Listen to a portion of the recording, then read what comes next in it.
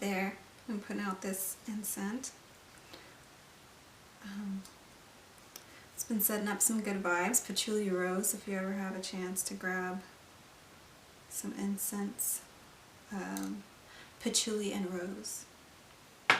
Alrighty, so, sorry about that. I'm going to read the introduction to Ayn Rand's book, or collection of essays, The Virtue of Selfishness, because it's so amazing and I think that it should be shared. I'm not sure if I'm going to go ahead and read the whole book on the channel. I might, but I also really want to read a book on higher consciousness. So, Ayn Rand, if you're not familiar, she's a philosopher, very controversial. She rubs a lot of people the wrong way because she's unapologetic in her philosophy. She's very firm in her stance. She was.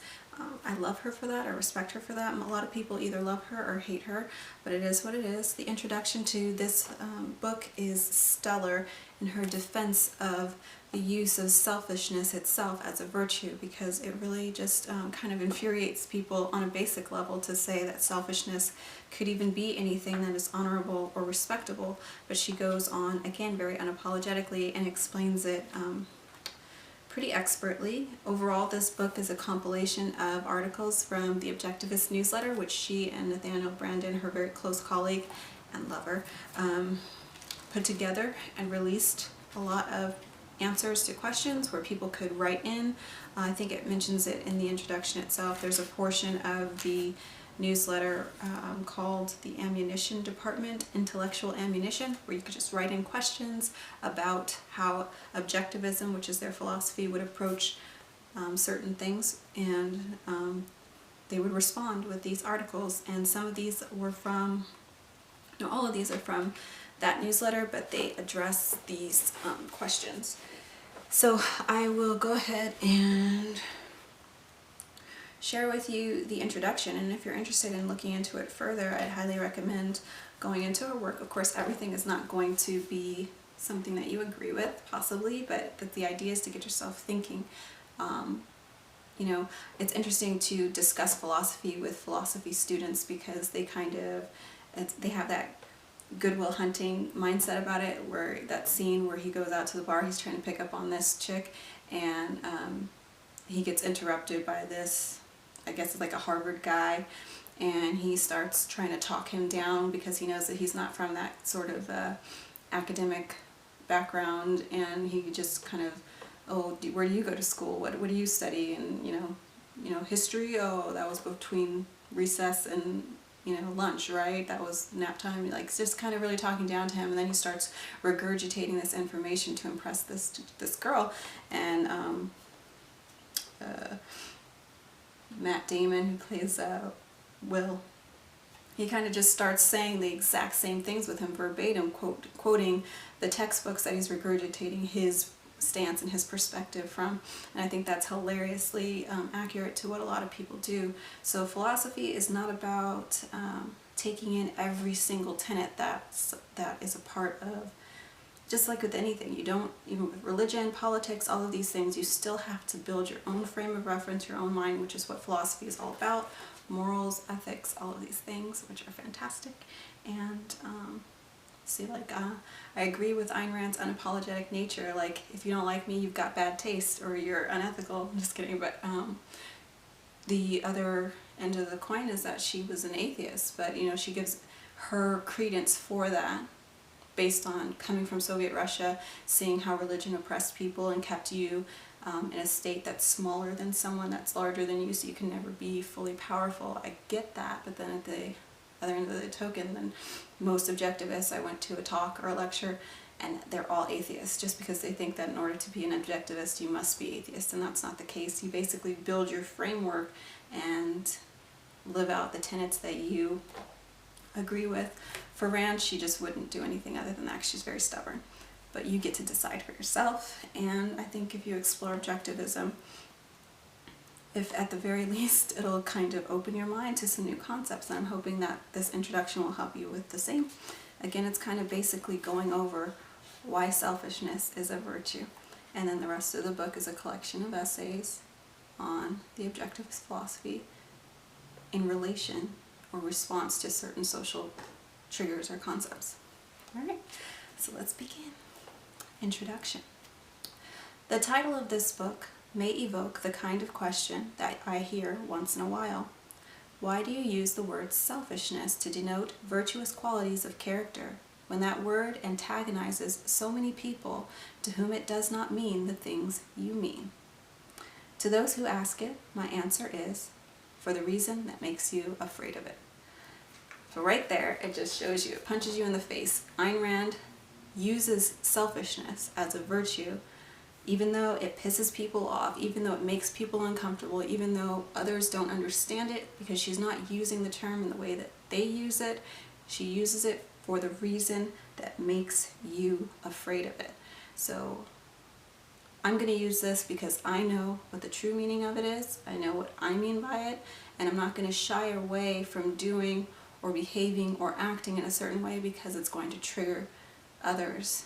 And your philosophy is fear-based, which makes you afraid to ruffle feathers or rattle cages or do anything that is not in line with the status quo.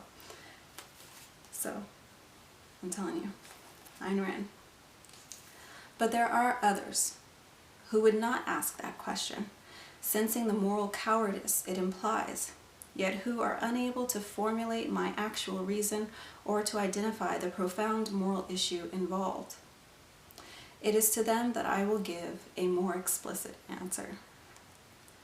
It is not a mere semantic issue nor a matter of arbitrary choice. The meaning ascribed in popular usage to the word selfishness is not merely wrong. It represents a devastating intellectual package deal which is responsible more than any other single factor for the arrested moral development of mankind. I'll pause right here again just to interject that the whole package deal concept, which was kind of what I touched on earlier, Rand was very much against package deals that are sold to people. So it's a package deal. Say if you're an objectivist, then you must also be an atheist, or if you say someone is selfish, that they are a horrible person and they're evil. That's a package deal where you're implying all these other things just because they're a subset of this umbrella. And she's like, I don't like that. You can pick and choose and you can see things for what they are. A thing stands alone, objectively, individually, which is what the tenets that are part of objectivism. So it follows that package deals do not work for the objectivist philosophy for this reason. Continuing on. In popular usage, the word selfishness is a synonym of evil.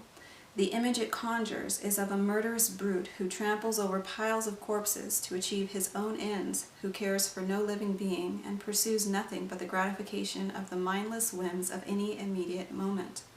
Yet the exact meaning and dictionary definition of the word selfishness is concern with one's own interests. This concept does not include a moral evaluation. It does not tell us whether concern with one's own interests is a good or evil. Nor does it tell us what constitutes man's actual interests. It is the task of ethics to answer such questions.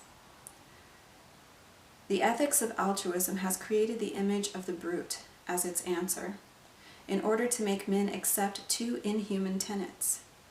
A, that any concern with one's own interests is evil, regardless of what these interests might be, and B, that the brute's activities are in fact to one's own interest, which altruism enjoins man to renounce for the sake of his neighbors.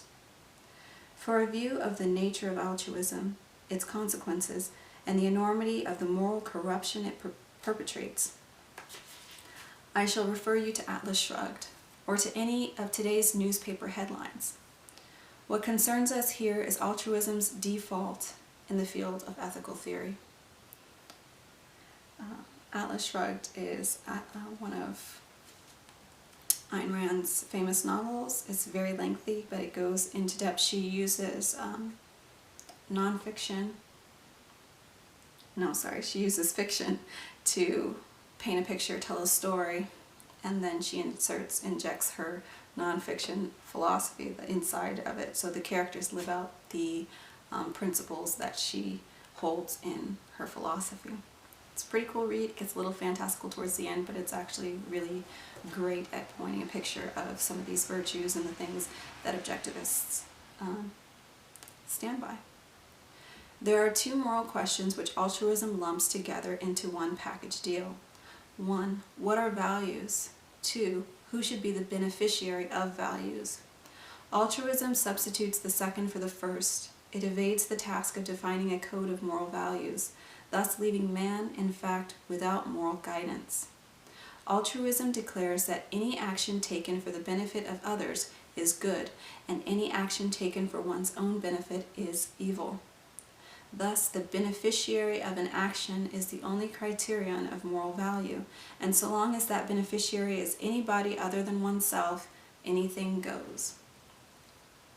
Hence the appalling immorality, the chronic injustice, the grotesque double standards, the insoluble conflicts and contradictions that have characterized human relationships and human societies throughout history, under all the variants of the altruist ethics. Observe the indecency of what passes for moral judgments today. An industrialist who produces a fortune and a gangster who robs a bank are regarded as equally immoral, since they both sought wealth for their own selfish benefit. A young man who gives up his career in order to support his parents and never rises beyond the rank of grocery clerk is regarded as morally superior to the young man who endures an excruciating struggle and achieves his personal ambition. A dictator is regarded as moral, since the unspeakable atrocities he committed were intended to benefit the people and not himself. Observe what this beneficiary criterion of morality does to a man's life. The first thing he learns is that morality is his enemy. He has nothing to gain from it. He can only lose. Self-inflicted loss, self-inflicted pain, and the gray, debilitating pall of an incomprehensible duty is all that he can expect. He may hope that others might occasionally sacrifice themselves for his benefit, as he grudgingly sacrifices himself for theirs. But he knows that the relationship will bring mutual resentment, not pleasure, and that morally their pursuit of values will be like an exchange of unwanted, unchosen Christmas presents, which neither is morally permitted to buy for himself. Apart from such times as he manages to perform some act of self-sacrifice, he possesses no moral significance.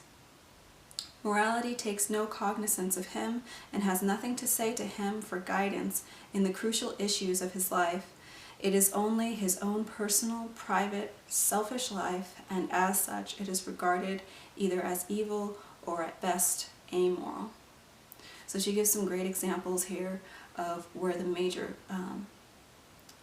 issue is, and it's that dichotomy in which you have a society where you believe that if someone does something for themselves, it's ill-gotten or it's shameful. So to seek wealth is to be selfish,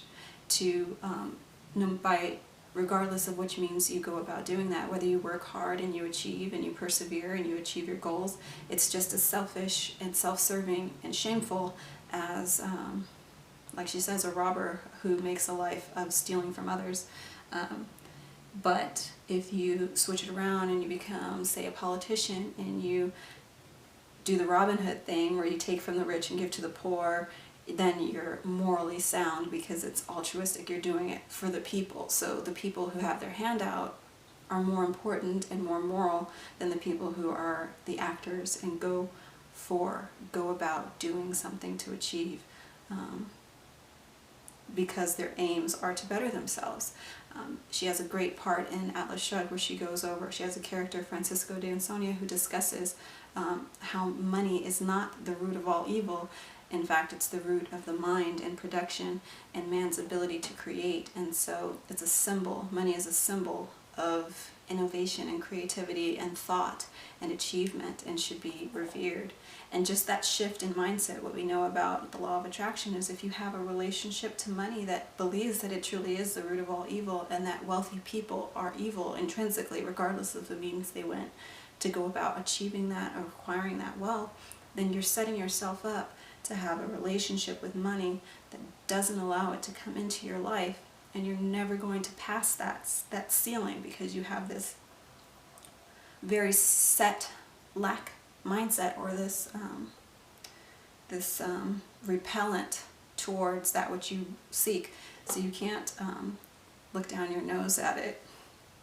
Just like in practical magic, you can't practice magic while looking your nose down at it. It's not going to work the same way. So going on to the next section. If you wonder about the reasons behind the ugly mixture of cynicism and guilt in which most men spend their lives, these are the reasons. Cynicism because they neither practice nor accept the altruist morality. Guilt because they dare not reject it. So there comes that fear and motive as well. You keep people in line by keeping them afraid to speak out against the status quo. No one's going to say, hey, I don't believe in the welfare system because it's not teaching the men how to fish, right? It's just giving them a fish, which only gets them by, and it's a trap, because if someone ever makes more money than whatever that cap is, then they're stripped from this financial aid from the government. So it's basically building in a cycle to where they can only achieve so much if they want to still be able to receive that livelihood that sure is definitely valuable to them and their family. But we also see that this is not a system that builds people up to grow. It actually thrives on them staying at a lower level of income, existence, quality of life, all of these things. And so, but you shouldn't say that. You could think that, or you could say it to someone you trust, but on this altruistic philosophy, it says that people are guilted into thinking that they cannot reject a system that they see doesn't benefit growth in the same way as that, say, she believes that capitalism can. Pure capitalism, laissez-faire in fact, but not really what we have in place, but just her idealized version that she discusses. To rebel against so devastating an evil, one has to rebel against its basic premise.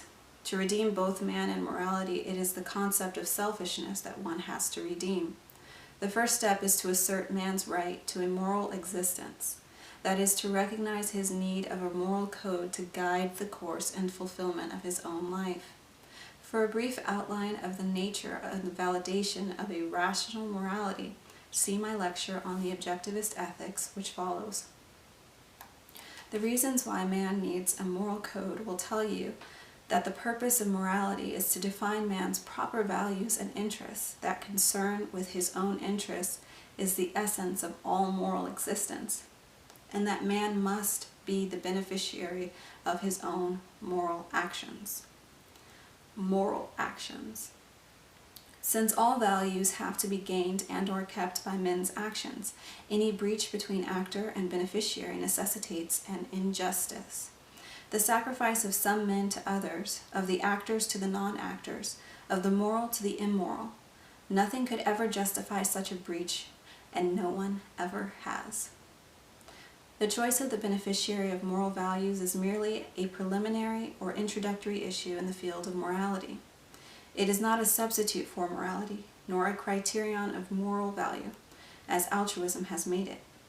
Neither is it a moral primary. It has to be derived from and validated by the fundamental premises of a moral system.